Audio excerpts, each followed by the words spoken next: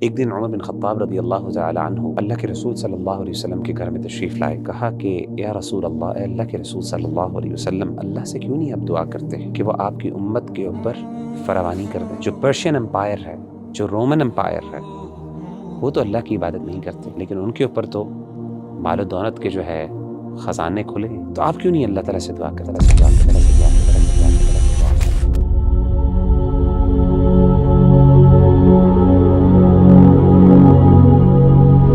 وغیرہ بھائی، نوجوان جو ہیں آج کل کے، ان کے ذہن میں ایک بات آتی ہے کہ اگر یہ دین کی طرف آ جائیں گے تو ان کی ساری مشکلات حل ہو جائیں گی. اور نارملی اوبیسلی دین میں ہمیں اس چیز کا درس رہتا ہے، اگر آپ اللہ کی طرف آ جاتے ہیں اور نبی کریم صلی اللہ علیہ وآلہ وسلم کے مطابق زندگی گزارتے ہیں تو اللہ سبحانہ و تعالیٰ آپ کے لیے آسانی پیدا کرتے ہیں. لیکن ایک آبزرویشن ہے اور لوگوں کی طرف سے ایک شکایت بھی سمجھ لیں کہ جب وہ دین کی طرف آتے ہیں تو یہ معاملہ تھوڑا الٹ ہو جاتا ہے کہ ان کے گھر والے، ان کے آس پاس والے ان کے لیے تکلیفیں پیدا کرتے ہیں، ان کے لیے پریشانیاں پیدا کرتے ہیں.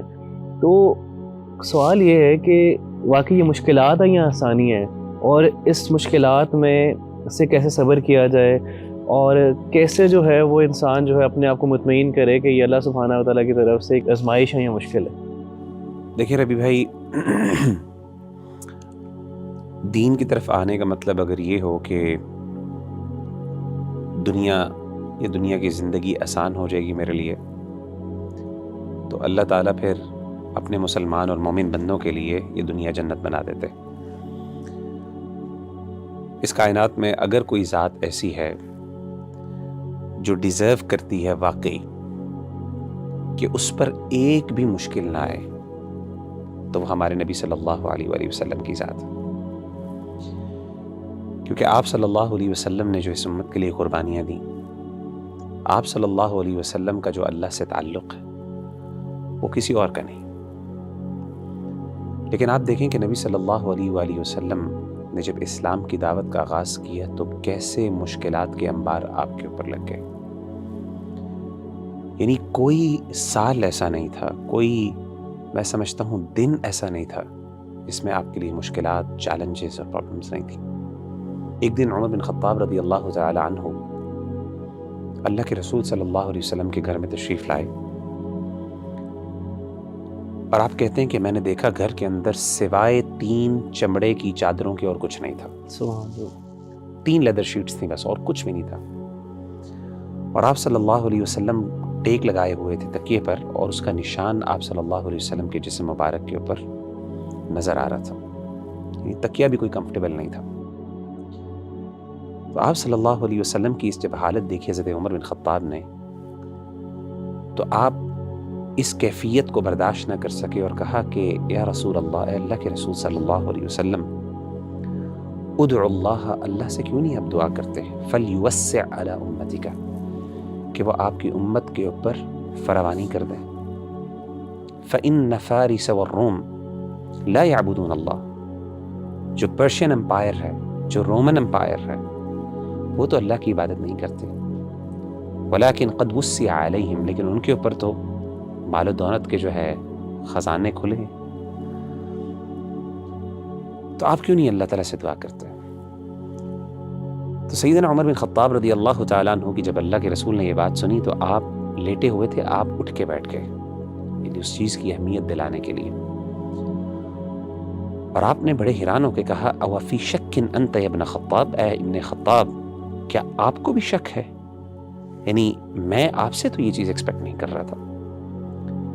اولئک قوم عجلت لهم طیباتهم فی حیات الدنیا، آپ نے فرمایا یہ وہ قوم ہے جس نے اگر دنیا کے اندر کوئی خیر کا کام کیا ہے تو اس کی جزا ان کو دنیا میں ہی مل گئی، ان کے لیے دنیا میں ان کی جزا جلدی کر دی گئی. لیکن ہم مسلمان، یہ جو اللہ تعالیٰ کا بندہ، یہ مومن ہے، اس کی کوششوں کو کبھی بھی اللہ تعالیٰ دنیا کے اندر چھوٹا ریوارڈ دے کے ختم نہیں کرتے.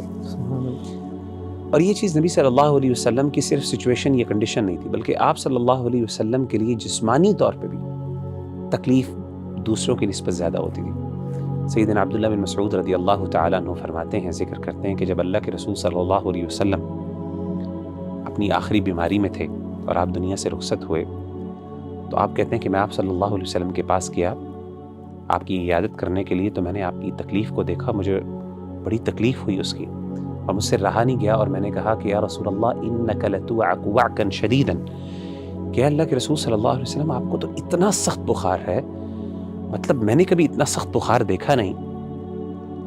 تو آپ صلی اللہ علیہ وسلم نے کہا کہ اے عبداللہ، واقعی مجھے جتنا تم میں سے ایک شخص کو بخار اور تکلیف ہوتی ہے جسمانی طور پہ، مجھے ڈبل ہوتی ہے۔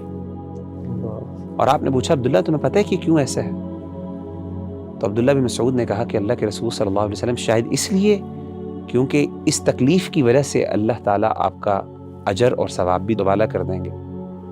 تو آپ نے کہا ایسی بات ہے، اور آپ نے فرمایا کہ جب ایک مومن پر کوئی تکلیف آتی ہے تو اللہ نہ صرف اس کے گناہوں کو معاف کرتے ہیں بلکہ اللہ تعالیٰ اس کے درجات بھی بلند کر دیتے ہیں۔ تو اپنا بندہ جو اللہ کا ہے، بعض اوقات میں سمجھتا ہوں بعض اوقات اس کے لیے دین میں آنے کے بعد مشکلات زیادہ بڑھ جاتی ہیں، اور یہ اللہ کی محبت کی نشانی اور دلیل ہے۔ کیوں؟